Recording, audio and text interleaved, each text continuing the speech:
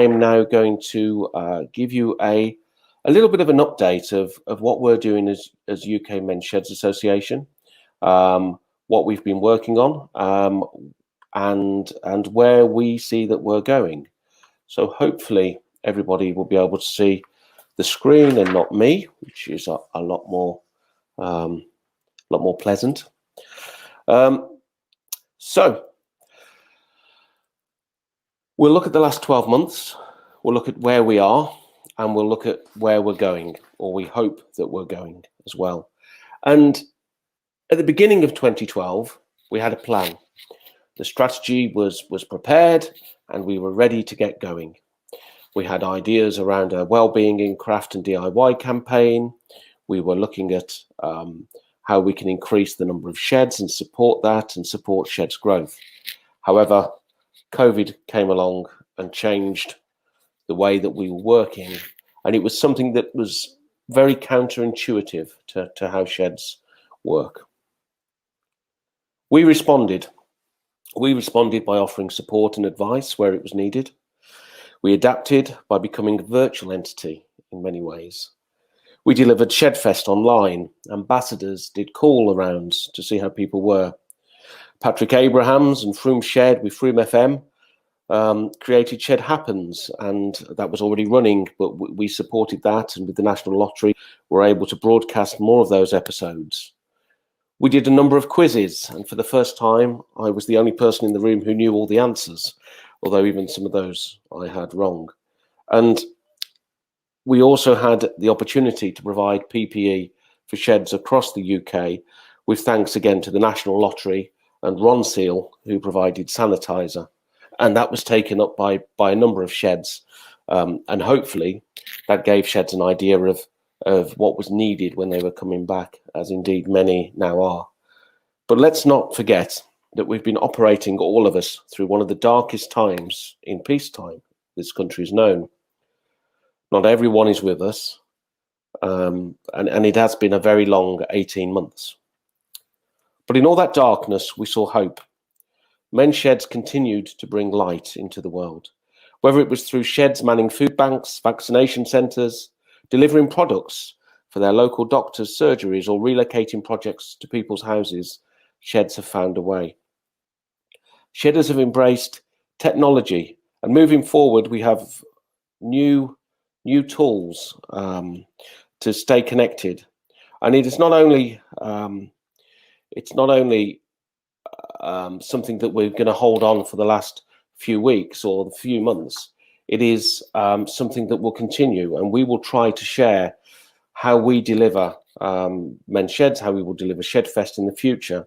So not only will we deliver these sessions in person, but we will also try to have them online, so that those that cannot travel to where we're hosting will be able to come along as well.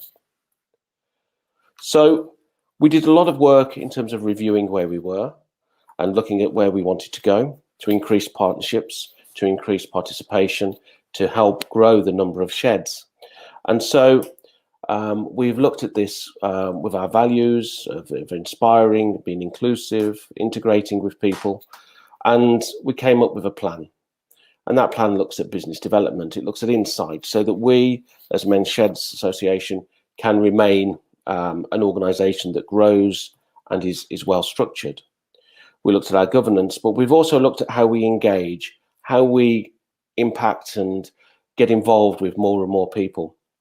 And so we have a development program that we've pulled together, and that really utilises and works on the organisations that we partner and organisations we want to partner in the future. I have to apologise because for some reason my slides aren't coming up on the screen, and they're a lot more attractive than I am. We're currently working with, and we're very insight-led, so we're currently working with the University of East Anglia, an ambitious research programme where there have been a number of requests from us, and you'll find them on our website, and it's on the top of our homepage for you to connect with Bryony, who's doing the work. She's the daughter of one of our ambassadors, and it's going to give real insight into the impact of sheds and the impact of shed leadership as well. We're also conducting a piece of work called 1,000 Faces of Sheds, where we want to talk to you as shedders, or talk to your children or your partners or your wives or your husbands or your friends about the impact that sheds have had on you or they're having on the community, so we can tell the story of the real value of men's sheds. And at the same time, we're also looking for the first time to start looking at campaigning. And so we've devised a charter for well-being in DIY and craft. And that's being developed so that we can try and impact on other organizations, but also on people that aren't yet in sheds. So if people are having very dark thoughts and they're in a department store or they're somewhere in their community, that by promoting men's sheds, we're able to find that non-evasive way of starting the conversation that we heard in the presentation at the start of this afternoon. We have a new structure, and we've been very successful over lockdown to receive some new funding. And so we were able to not only continue the role of our volunteer and community development manager, which is Rachel, we've also been able to bring on board a new partnership and community manager who will start tomorrow with us, a guy called Dave Melly. And again, working together with the volunteer program, growing the number of volunteers and ambassadors we have, we hope we can also create new partnerships. And I'll go into a little bit more detail on those. We're also, we've also increased our administration function to help support queries for shedders and to manage our new systems. We've had the work of Leo as our digital comms officer, and his funding has continued as well. And a bookkeeper has come on board as we've had some changes around with our trustees. Looking at sustainability, bringing a bookkeeper on board was always something that we planned, and it's something that we've been able to realise at the moment. And of course, we have our IT support, and I should not forget him. And that's Tony Smith-Crallen, who is a volunteer, but he is helping support all of our IT. And he's been very much used by the membership and support manager, Laura, who's now back from her maternity leave. Oh, there are my slides. The areas of work we're looking at, our interventions are around property. We know that property is an essential piece of work for people. It's very necessary for sheds, although not all sheds need to have a property, but 99% do. We're looking at how we can help develop ambassadors, but also workshop supervisors and shed leadership as well, and shed leaders. And if I can touch just on a couple of the pieces of work, which are our volunteer program and the partnerships, we're looking to try and grow proactively the number of ambassadors we have. We have in the region of 40 ambassadors at the moment. We want to grow that number to 120. And those ambassadors proactively support existing sheds, and they're looking to help develop new sheds. They're there to support our work in facilitating partnerships and new networks being developed. And new networks were talked about in the presentation around the world according to men's sheds. And again, ambassadors are there to help publicise and promote what we're doing, and underpinning things such as the Ronseal video that was launched in June, which has incidentally been talked about by Channel 4 as the most successful, the most engaged video they've ever done. And that's using the platform of men's sheds, the values that all of you as men's sheds exhibit and demonstrate and show. So we have our ambassadors. They're supporting, they're connecting, they're promoting. So if you've got the experience in your area of helping set up sheds and want to continue that and make a real difference, or a further more difference even, because you do make differences. If you're interested in gathering that insight and helping us form our programs so that they respond to the needs of sheds, then please get in touch with Rachel. And as we're moving forward, we will start to look to deliver some of those. And here we have one of our very happy ambassadors. And he is very happy on the slide, if you can see that. We are a small team. There's not many of us, particularly considering the number of sheds that exist in the country. So we can only deliver what we need to deliver to support you through partnerships. And those partnerships are with you as shedders, and those partnerships are also with other external organisations, and they include places of worship. And we want to try and influence at a national level how we can open the doors for those places of worship so that sheds could find their homes in those. We want to do the same with local authorities in terms of community centres and bases, but also allotments. We're seeing some very successful projects being delivered in allotments now. And that synergy and that partnership between the allotment and a men's shed could be seen to be going forwards.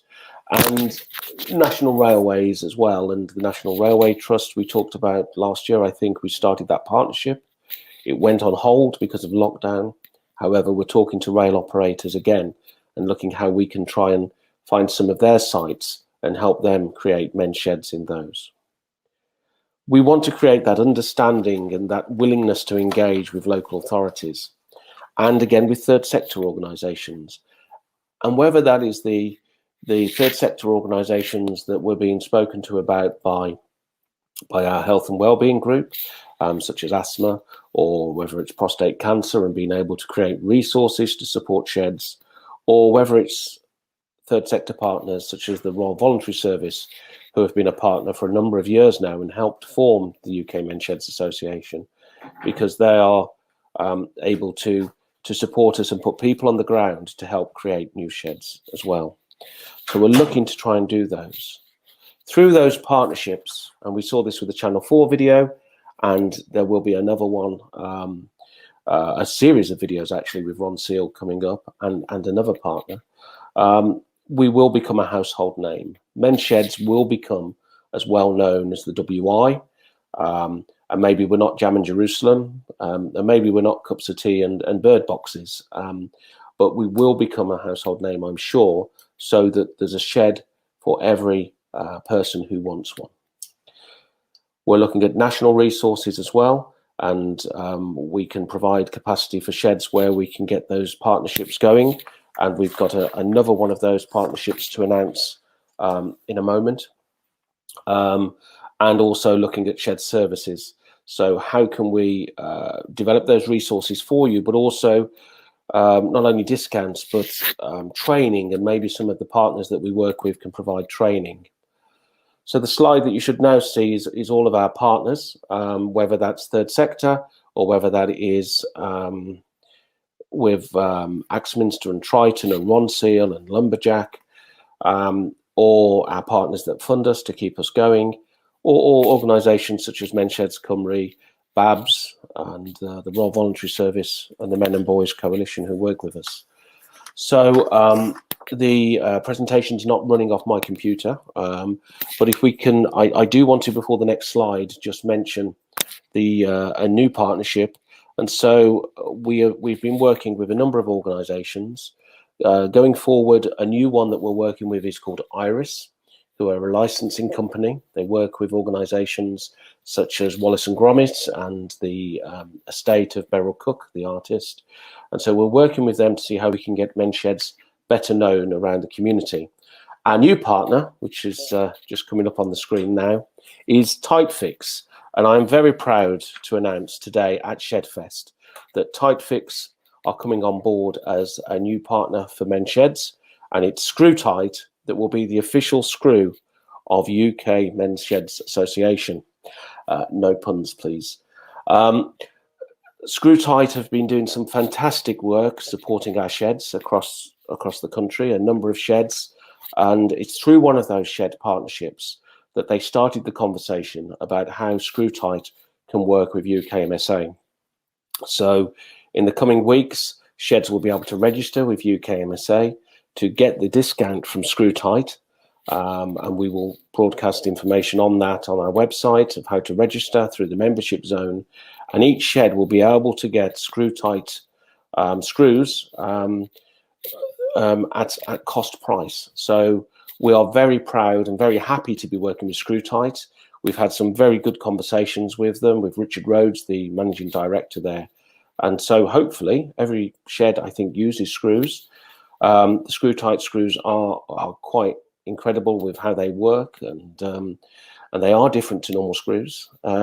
So thank you, Screw-Tight, for working with us, and thank you for your support to the sheds, because it will be a massive saving for sheds where they come through you.